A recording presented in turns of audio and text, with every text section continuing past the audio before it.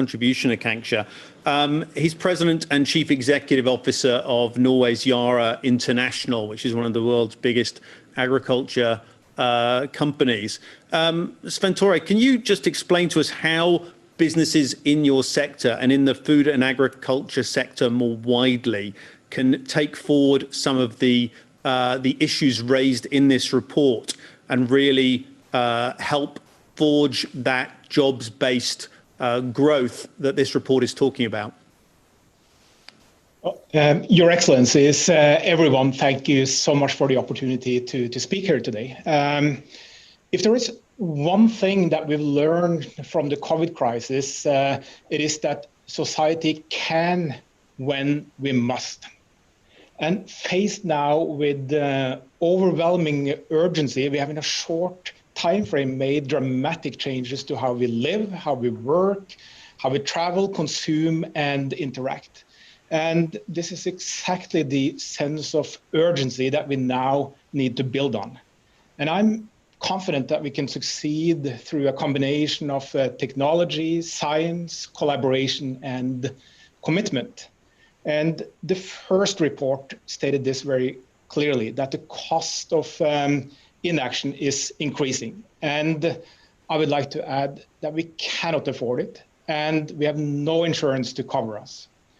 This second report takes it several steps further, outlining 15 transitions in 3 specific socioeconomic systems. And the business community has a very clear responsibility. It's no longer profitability versus sustainability. There's a very good reason why this report is called The Future of Nature and Business, not the future of business or nature. And if you look at the numbers, and Akanksha already mentioned them, $10 trillion of business value by 2030. It's an incredible number. But there's a second number that you also mentioned that I believe is equally important, and that is 395 million jobs created over the next decade. And when we as business leaders look at how to innovate and how to grow, it's clear that we have to do this by creating new jobs, not by cutting jobs. And if I look at my particular area, food and land use, the keywords are pro-nature solutions. The overriding topic for us is decarbonizing food. And how do we do that? Well, one solution is to put world-class technology directly in the hands of the farmers. One example from my own company is that we've, in the past years, invested heavily in digital capabilities. One solution is an app called Farm Weather that uses satellite-based technology to give farmers hyper-local weather. If you're a smallholder farmer in India, for instance, and you're faced with heavy rain, seeds and fertilizer could be washed away and your harvest is ruined. We've gone from 0 users to 2 million users in less than a year. So basically, technology takes the guessing out of farming. And also, as highlighted in this report, regenerative agriculture, it's not enough just to protect land. We have to restore it. It's about paying back to nature. A key challenge to this is that farmers are not rewarded for farming in a sustainable way today. And we need to fix this. And the key to that is getting consumers on board and doing that through transparency in the food chain. And we teamed up with IBM to do just that, to give the opportunities to consumers to reward farmers for sustainable farming. I'd also like to take this opportunity to thank the World Economic Forum, Champions for Nature, for this report. This is a milestone report. It's based on facts, science, and an imperative for change. It also means, and I want to be very clear, it also means that ignorance is no longer no longer an excuse for not playing your part. Thanks. Sven Tore, thank you very much. You mentioned in your contribution the impact on some of the poorest farmers in the world. I'm going to turn now to Hindu Ibrahim, who's president of the Association for Indigenous Women and Peoples of Chad. Hindu Ibrahim, what does this report mean for some of the people who you represent in an economy where subsistence farming is a big part of how people make their living? Thank you very much. And thank you really for this report who is coming in a very right time. And I'm actually happy to see after Davos, there is an action moving forward and supported by, of course, the dear president of Costa Rica and many others. The report is highlighting what indigenous peoples are saying for years around the world. Nature is our basic and whole economy. And nature is the incredible source of the job where everyone can stand by. And nature is the new relationship who can be to build the business. So for me, the report is highlighting how we can achieve SDGs and the role of the private sector to achieve SDGs.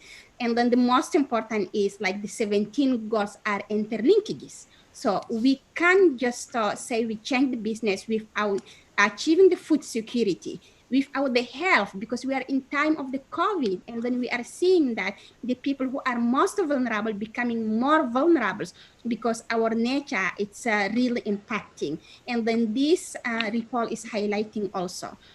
And the importance of the role that indigenous peoples, local communities that playing. So for us, it's how we can be the partners. It is not how it can be the number of how the indigenous peoples name it in the report or local community name it in the report or the farmers. It is how we can be a real partners, design all the projects together, implement them together, and seeing the relationship between the private sectors in our communities that change. Then the respect of the land, of the resources also is changed. And another things, the report also recognized the importance of we are the one who are protecting the 80% of the world biodiversity, but we do have also the traditional knowledge who are the solution for climate adaptation and mitigations, and who can be helpful for the restoring the ecosystem and building the resilience for tomorrow. So that's very important.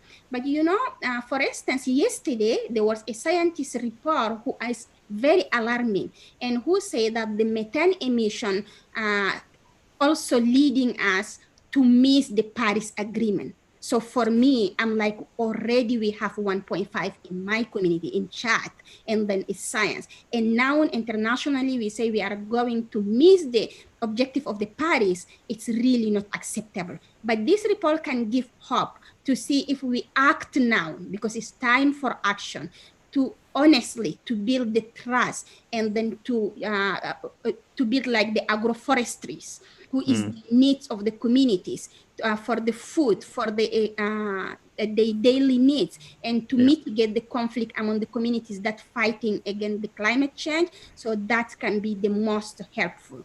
And how the report also can guide us for the new best relationship between the indigenous peoples, private sectors, and others. So that will give us very good hopes. Thanks for that note of optimism, Hindu Ibrahim. I want to turn now to Inga Anderson, who's joining us from Denmark, who's Executive Director of the UN's Environment Programme and is also the co-chair of our Champions for Nature community. Inga, thanks for joining. Well, thank you. And let me also thank the WEF for bringing out this report, where, in fact, our own WCMC colleagues have been key engaged in supporting with some of the background science. It's been a real pleasure to have this partnership. Look, as Hindu has so nicely presented for us, as His Excellency the President of Costa Rica, who is a dear friend of UNEP and a dear friend of nature and a champion of nature, has highlighted, and of course as Svein Tore has highlighted, these are, if we've discovered anything about this crisis, it is the pertinence and the importance of understanding what it is we humans have done to nature, and what it is that we've done by fragmenting, paving over, extracting, emitting, and generally overusing what is not endless, what is not infinite, nature's resources. And by doing that, we've come to where we are. And what we're seeing with COVID is, of course, the zoonosis, a zoonotic disease that comes from the animal world, transmits into the human population. That frequency with which these diseases have emerged in humanity has ever intensified. SARS, MERS, Ebola, Rift Valley fever, HIV/AIDS, N1H1. Where do we stop? So the point here is that what we're seeing now is something that environmentalists, that veterinarians, that pathologists, that virologists have shown before, but that the world hasn't listened to. Now, there is an opportunity to hear. And this report right now is very, very helpful because it speaks to these three overarching drivers that pose that risk to biodiversity. Food, land use, and ocean use. We are extracting, causing effluent to, over-extracting and fragmenting and polluting that source. And the infrastructure and the built environment that the report speaks to. Again, we heard from the key author how we have this sprawl where we should densify, and why we have not optimized urban spaces even for livability. You live better and safer if you don't have this urban spaghetti junction and sprawl when you have the closer, denser built environment with small shop store fronts rather than big box stores that you have to drive through, etc. And the final thing on the energy and extractives, critical. We understand that we need steel and iron and so on. We are living in the modern world, but when we use that and when we close down old mines, we need to ensure that we do that in responsible ways, both in their opening, in their operation, and in their use. And so the fact that the report now highlights this at the time of COVID with the business community is major. And so these opportunities that the reports highlight in terms of the transformation, in terms of the job creation, in terms of the business opportunities are very real. Because if we learned anything from this crisis, it is also this, that we may think that this pandemic is bad, but ladies and gentlemen, it is nothing compared to what climate change will deliver to us. The millions of pathogens that will be released from permafrost melt, the incredible downward spiral that we will see on economic performance, the millions of people displaced, the war and peace. I don't want to be a doom and gloom because we still have the chance, because we signed up to Paris, because we have the NDCs to be submitted now at COP26. But let's take this crisis and this report before us as an opportunity, however hard, and what we have learned. We understand from the UNEP GAP report, if we are to reach 1.5 degrees, we need to cut our emissions by 7.3% year on year between now and 2030. That's about what we reduced during the height of the lockdown. So there you have it. The answer is not to lock the world up. The answer is to flip that green switch. The answer is to invest in renewables. And the answer is to transform business the manner in which this report with its 13 recommendations highlights. And I am very, very happy to see the WEF having taken these two reports, the first one that identified the pressure points, if you like, and this one that identifies the solutions. Together, they present part of that, the reset that we are hoping that we can see, and that the WEF is very much authoring. And together they represent that flipping of the green switch towards sustainability and towards the 2030 goals. So with that, let me thank you very much for hosting this and for inviting this very eminent panel. That is an honor to be a part of. Thank you very much. Inga Anderson, thank you very much. We want to spend the second half of this briefing getting questions. And before we do, I just want to recognize on the call two very important contributors. David Perry, who's CEO of Indigo Agriculture, joining us from Memphis in the US, and Elizabeth Maruma-Marema, who's Executive Secretary of the UN Convention on Biological Diversity, who's joining us from Calgary. Going first to Catherine Cheney from DevEx. Can we get your question for panelists, Catherine? Yes, thank you so much. So my question builds on the policy report, but focuses specifically on low and middle income countries. So what I'd love to ask the panelists is, how do low and middle income countries put nature first, specifically as they navigate international development projects? And to build on that, what projects do they say yes and no to? And why does change need to happen not just among governments and businesses, but also, for example, among development banks? Thanks for that, Catherine. That was a comprehensive set of questions in one question. I'm going to turn first, if I can, to my colleague here in the studio, Kanksha. Can you just give the first stab at an answer to Catherine's question for us? Absolutely. Thank you for that question. And I think that's one we debated quite a bit when working on the policy companion piece, because the reality is not the same in every part of the world.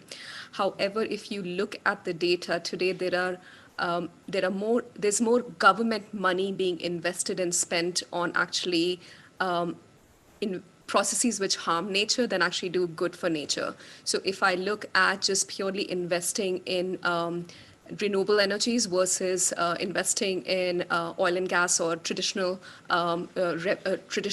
energy sources, oil and gas today, as well as traditional energy sources, do benefit from subsidies, as well as do benefit from just government support, which is not the case for renewables, who have to go into investing money from right from the scratch in terms of investing in project phase, as well as running those things.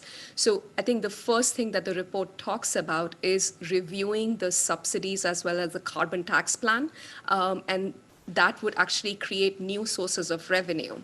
The second thing you mentioned is about the development banks. Indeed, it is not just only about public and private capital in the traditional sense of the word, but more importantly, development banks and how they can prioritize nature positive investment. If I'm not mistaken, just this morning I was watching the news, and EBRD has committed to being a green bank by 2025. So I think we need more of such leadership. But then I'd be also happy to hear from Carlos Manuel, who of course is a minister of a country and has been able to make real change happen in his country and economy. Yeah, can we bring in Carlos Manuel from Costa Rica? Minister Rodriguez, if we can hear from you. Yeah, hello, good morning, how are you? Very good, thanks. Don't know if you caught Catherine's question there on how low and middle income countries can make this transition. And obviously in Costa Rica, you've shown real leadership in doing that. If you could perhaps share some of the ways you've managed to achieve it. Yes, of course.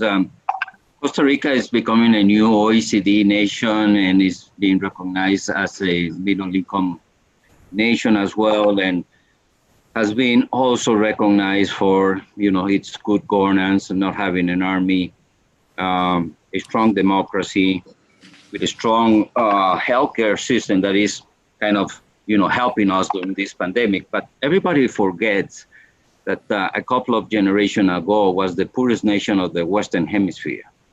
And that context is really important, because we will never ever achieve our sustainability goals and targets if we don't heavily invest in two areas. And that has been our very own personal experience here in Costa Rica. One is in heavily investing in our richest resource, which is our human resource. Costa Rica invest a large chunk of our budget in healthcare, social, universal, solidarity healthcare system, and a very good educational system. As a matter of fact, when we abolished the army in 1948 and began heavily investing in education and healthcare, the leap forward in terms of human development was evident. The other element that I think is a must in terms of understanding the enabling conditions for the aspiration for sustainability is an element that sometimes we give for granted and other times we don't pay enough attention, which is good governance.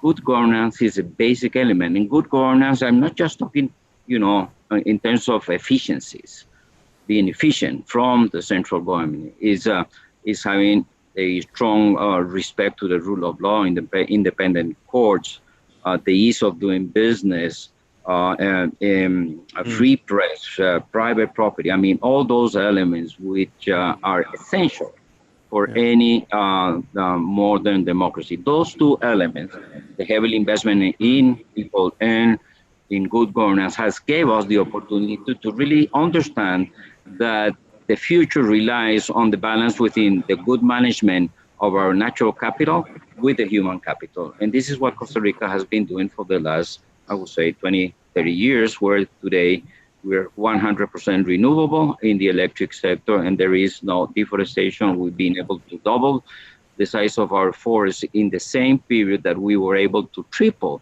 the size of our economy or triple income per capita, proving to us that using our natural capital, protecting nature, restoring nature is not a burden to growth and development, and on the contrary. So when we see these challenges that we have in front of us, particularly what the new Nature Economy Series reports tell us, we feel quite comfortable with the outcomes and the findings because, in a sense, Costa Rica has been doing a little bit of that. Minister, thank you for that, and thank you for that example. I want to turn to Radmila Suleimanova from Al Jazeera, if we can get Radmila's question.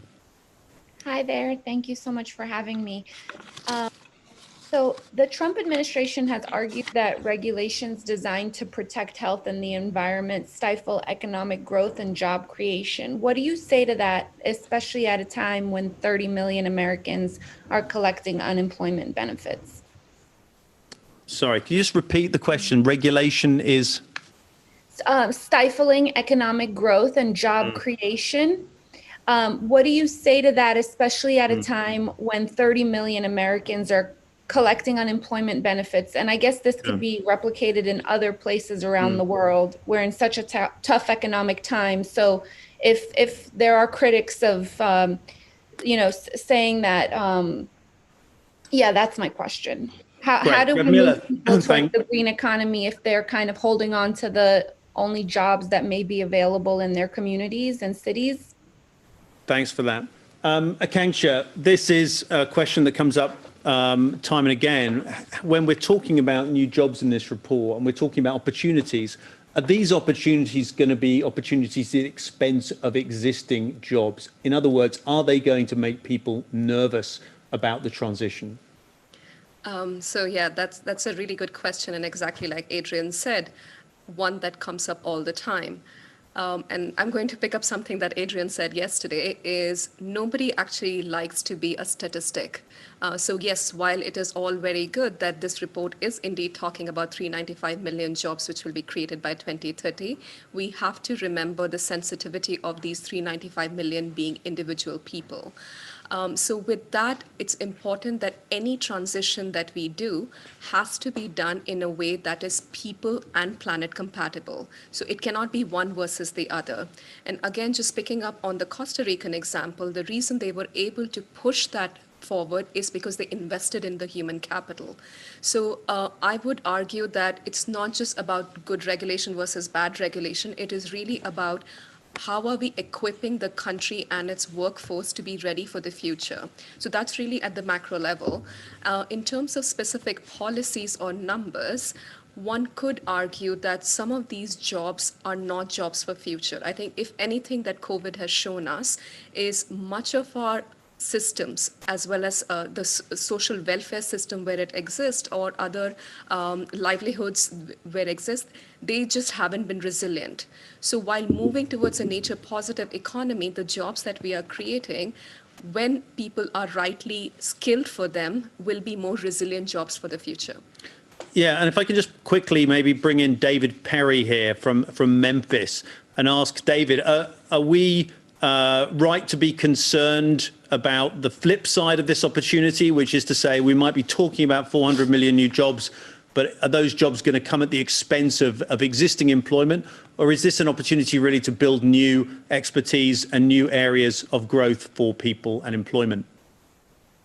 Well, thank you for the question, and thanks to the WEF for putting together this report. I think the answer is both, of course. As much as we would like for this to be an easy and smooth transition, inevitably, as we wind down certain industries or they contract, and we create or expand other industries, that transition is difficult. Like, change is just always hard. It doesn't, it's about people, and people changing jobs and learning new skills is difficult. But it's still necessary, and we have a much better outcome on the other side. To use a common example, there are going to be fewer coal miners in the future than there are today. Making that transition from coal mining to whatever the green job is will be difficult for that individual, but the result is a much more sustainable job.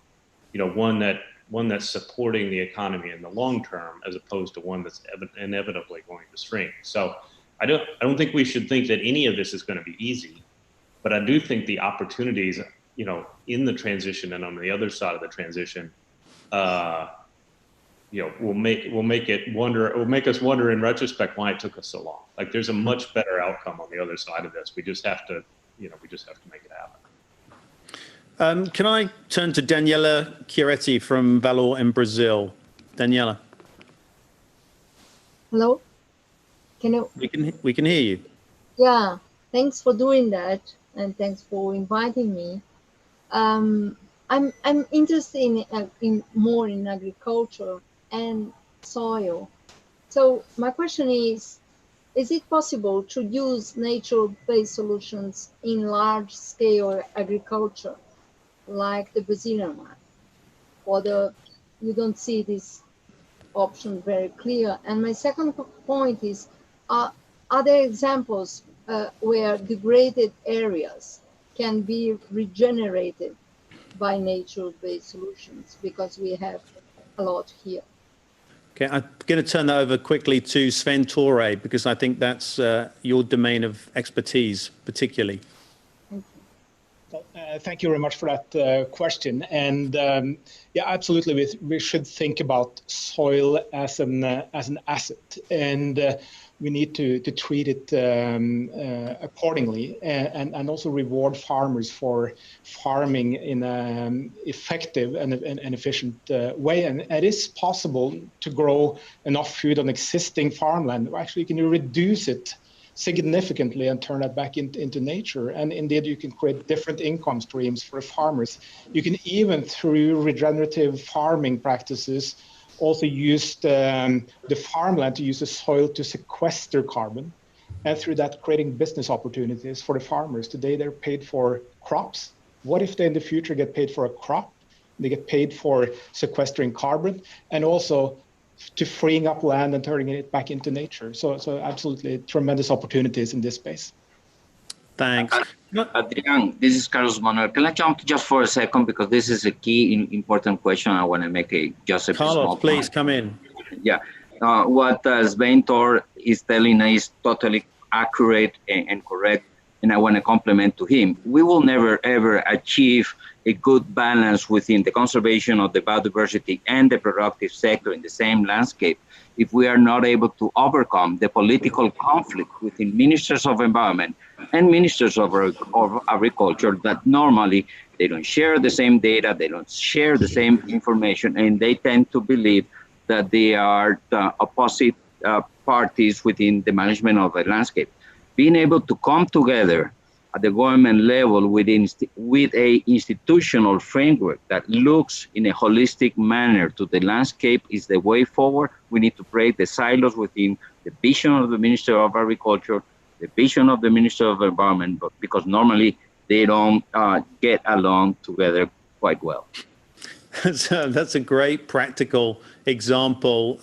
Thanks so much for bringing that up. And perhaps also we can hear from Elizabeth Maruma in Canada on that issue of relating to biodiversity. Elizabeth.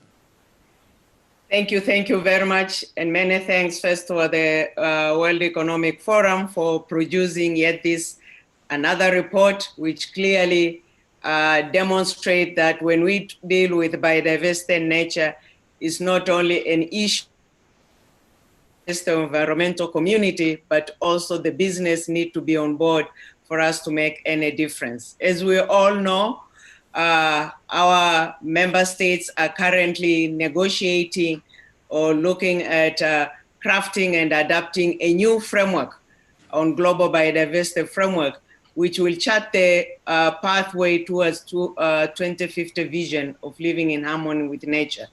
This will be an opportunity to further develop and strengthen our institutional, legislative, and regulatory frameworks to guide the transformation we need to safeguard our health, the health of our planet, and thus in future.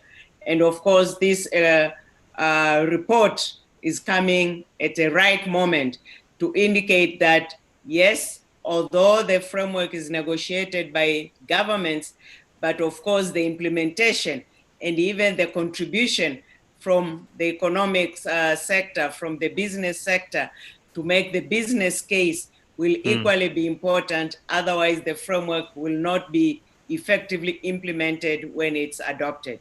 So thanks, we really appreciate this rethinking of the way now we do business, the proposals for innovative approaches to tackle nature crisis, getting the business on board, particularly when it comes, we are looking at food systems, infrastructure, energy, Inga mentioned, extractives, and the report has identified the business opportunities, $10 trillion are there, million jobs to be created. So I think these are all incentives to really encourage the business to invest in nature, not invest in nature in the new ways and not the nature, invest in nature of yesterday. We are all moving into a new normal, not the old normal, and hope together with the business to be able to build a better future.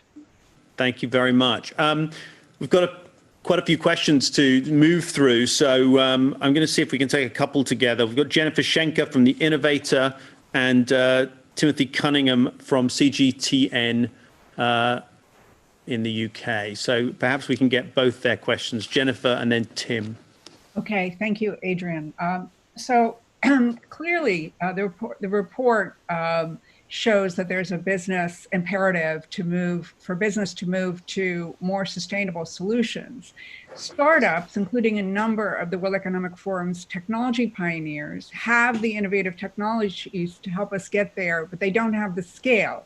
The large companies now have the incentive to move to more sustainable practices, but they don't necessarily have the technology or the skills. It would make sense for the two sides to work together, but they have a lot of difficulty to find the right way, the right structure to collaborate. How can the forum and governments help highlight best practices and bring those two sides together? Thanks for that question. And Tim Cunningham, if I can just turn to you in the UK. Yeah, just what I wanted to ask, thank you. What I wanted to ask was whether a nature positive economic approach really works equally well, whatever the existing size and makeup of a country's economy. I'm assuming that the 2.7 trillion going in and the 10 trillion coming out is not going to be spread equally around the world. And I'd like to hear a little bit more detail perhaps on how that might work. Great, thanks for that. Akanksha, can I turn first to you and just answering that question on startups and how we can help them scale to solve some of these problems?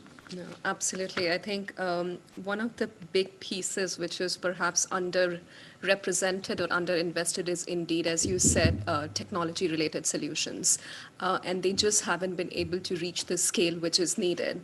The World Economic Forum, through its different communities, primarily, of course, the Champions for Nature community, of which you see quite a few members joining us today, will be looking at the topic of technology as it cuts across all the work that we do in nature. The second is it's not just only about technology, but business in general.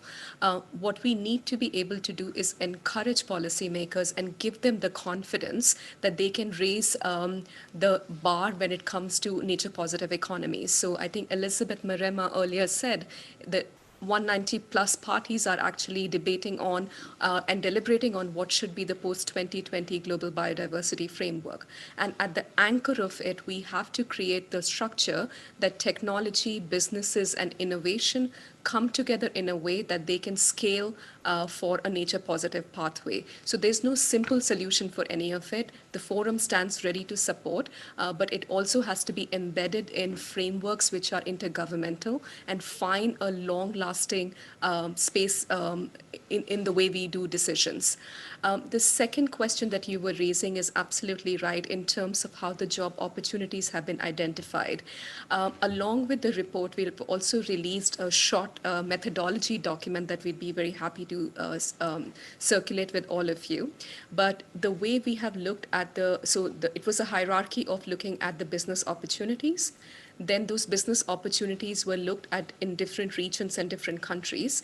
And it's in those countries that we started to look at what does it mean for every dollar spent in a particular industry, how many jobs would that investment create? So absolutely that it's not going to be equal, but the fact is that the global GDP spread is also not equal, and neither is the population spread. So it is more in parity with the real facts rather than a standard of like cut it across with all 190 plus countries. Thanks, Akanksha. I want to just bring in two more questions, one from Tetsuji Ida from Kyodo News in Japan, and another from NHK's correspondent Junichiro Nishiwaki. First to Tetsuji Ida. Okay, thank you so much for your time. I know that we are discussing quite a long time about investment for nature or huge profit from ecosystem services or natural capital, quite a long time. But unfortunately, I cannot find a systemic change or transformative change of policies in many countries. I know that Costa Rica is a great exemption. So my question is, how can we make transformative change or systemic change of policies for political decision-making system to put nature in center? In short, my question is, who can be a game changer of policies? Thanks for that question, Tetsuji. Junichiro Nishiwaki, can I just turn to you as well? Yes, thank you very much. Well, my question is that in order to accomplish the nature first, I think the global collaboration and shared values are really important, but the current situation with the pandemic and the geopolitical consequences, that it seems that that the situation is really hinders such collaboration. How can we overcome this problem? Okay, thanks for that. Inger Anderson, perhaps I can turn to you first with that question, really on how we encourage other government leaders and policymakers beyond those who are doing the right thing, like our friends in Costa Rica that we've seen. What are the mechanisms that we can use perhaps to get people on the right track? Okay, I think first of all, we have to understand that there are some prevailing incentives that is pulling in one way. And so it's up to, exactly as Minister Rodriguez said, it's up to the broader setting of society to pull in the other direction. And that includes a free media, that includes a well-educated electorate who votes and take that votes into the voting booth. That includes enlightened, intergenerationally thinking politicians who understand that, and of course the business community, as well as incentives and regulatory policies. Now, some countries are beginning to realize that. On the climate setting, I think we could say that we have put regulations in place in the last 10, 20, 30 years, depending on which country you're in, that drives renewables, that taxes pollution, that makes our building with greater energy efficiency, that ensures that emissions from agriculture is reduced. So we have already understood on the climate side that this is well worth regulating for. Why? Because the price of not doing it is way, way too high. And companies that are smart, investors that are smart, institutional investors and pension funds that are smart, that wants to see, and not just the next quarter, but they want that 18-year-old entering the pension fund to find his or her pension when they turn 67, invest in these longer-term returns. Now, the next thing is around nature. And so we need to understand and take that message away from COVID to understand that though we are in the same spur, the same time, where we cannot push nature into its corner and expect that we are going to destroy another million species out of the 7.8, that we're going to continuously degrade the soils, that we're going to pollute our waters, fish the oceans empty, and not expect nature to be able to deliver its regulatory settings that it does. It regulates our weather, it regulates our currents, it regulates therefore our lives and our agriculture. So the Green New Deal in the EU, so the kind of investments that you've seen in countries like Kenya, the kind of incentive packages and stimulus packages you saw in Pakistan, where they pushed out a package of 50, 60 million job creation, but as part was tree planting, right? So there you find these examples beyond Costa Rica, where there is an understanding of investing in nature. And COVID has been a spur for that. And I think, and last point here, if I may, take hope from the young people who are not just mobilizing on climate, and thanks for that, but who are also mobilizing on extinction or on nature or on biodiversity. And that is a very, very fine thing. So the opportunities there, we just need to get it done. Thanks, Vanga. We're drawing to our last 5 minutes of this briefing. I want to try and see if we can get some more people in. Briefly, can you just touch on an answer perhaps to Yunshiro's question from Paris? Yeah, I think just complementing on what Inger had said as well, when we look at these opportunities, there are two ways to look at them.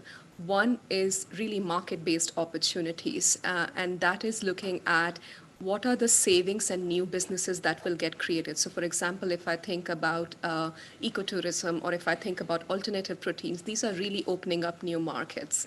And the second one is, which was earlier talked about, which is more around non-market based opportunities, which is if you look at nature-based solutions, so natural climate solutions. So that is what you were talking about, is the value that you gather from ecosystem services. What this report is trying to say is, let's try to mainstream nature into business so that you're not only looking at what you capture through ecosystem services, but fundamentally altering your business and operating model so that nature is providing for a greater profitability, not just through its ecosystem services, but because it's an asset that you use as well as maintain for your long-term profitability. So I think that distinction is quite key. Thanks, Akanksha. I want to see if we can take two final questions. Laurie Goering from Reuters in the UK and Damien McElroy from The National in the UAE. Can we go to Laurie?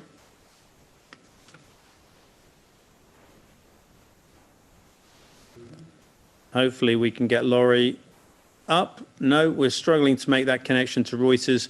Can we take, Damien, your question? Yes, thank you. I'd follow up slightly on what has been just talked about, but we are going to have a Green New Deal in Europe. There is a strong possibility of a similarly badged package in America, depending on the elections. For regions, other regions that don't have that similar programmatic response, how do you think this can fit into what they do? And for regions like the Middle East, can you take this forward from your plan to develop a similar level of impact? Thanks, Damien. And I can just see that we've got Laurie up on the line, if we can just get her question as well. Hi. Yes, I was wondering about the basically where the money comes from for this. 395 million jobs is a lot, especially at a time when we see economies around the world being really severely hit by this crisis and cutting jobs. How is it that we add those? Who pays for those jobs? How do they pay for themselves in this environment? Great question. Akanksha, it's easy to put together reports and put big ticket numbers on job creation. In the end, who is going to pay for these jobs, and is this investment going to have a payback in a positive terms? So a really good question over there. So there are two ways to look at it. One, absolutely, somebody's got to pay for it, and somebody has to finance the transition that needs to happen. All the stimulus packages that have been announced post-COVID, if you just take the cumulative number, it is quite humbling as to how humanity is able to pull together resources at such a short notice.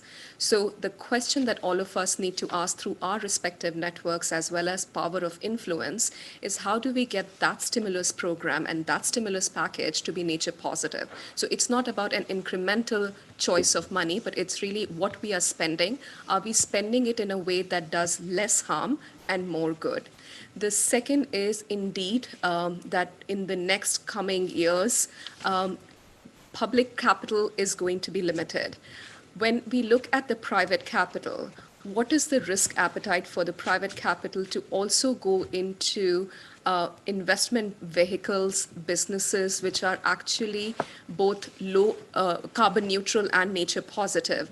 And I just want to give an example. If you see some of the ESG related investments and the bonds that have been made, they've actually proven to be more resilient and profitable in this crisis than a plain vanilla bond structure. So if you read the policy companion piece, it talks about how governments should be looking at their stimulus packages so that we do not create the problem that got us into this situation in the first place. And the second one is, if you read the chapter which really talks about investment, that brings the businesses side together. And lastly, as part of the New Nature Economy report series, since this is the second report, we are working on a third report, which will come out in fall of this year, which is entitled exactly that, Financing for a New Nature Economy. So that will allow us to go a little deeper into what are the vehicles which are needed, how can we look at both mainstream investment vehicle, but also new investment criteria to increase the money flow in the thing that we need the most, which is our planet. Akanksha, thank you very much. We're just over time on this briefing. Thanks to everyone who put a question. Our apologies if you didn't get a question in. We've tried to take as many as we could. Great thanks to our panelists, Sven Tore Hulsetter, Hindu Ibrahim, Inga Anderson, Elizabeth Maruma Marema, David Perry, and to Minister Rodriguez. And also a big thank you to President Quesada for initiating this briefing from Geneva and the World Economic Forum. If you would like to find out more about this report, you can go to our website, weforum.org, and find out more there. Thanks for joining us. Hope to see you at the next briefing. Thank you.